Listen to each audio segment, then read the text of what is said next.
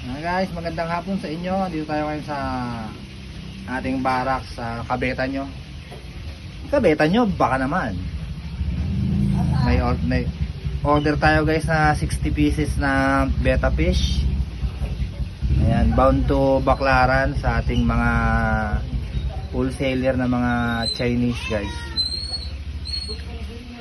Balang out natin dito kasi wholesale tayo. Guys, balot ko lang muna kasi mamaya kukunin ng ating alagang betta fish. Medyo mag-out na tayo kasi hahanap tayo ng medyo maganda-gandang lugar para sa ating betta farm. Sana all.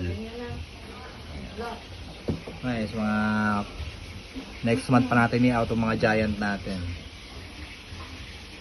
Dalaw kayo sa page ko, kabeta nyo. Located ako sa Imus Cavite guys, ACM. Yung mga binabalot natin na isda.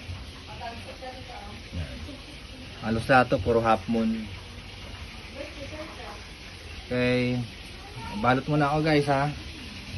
Sa susunod na video na lang natin, update ko kayo. Okay.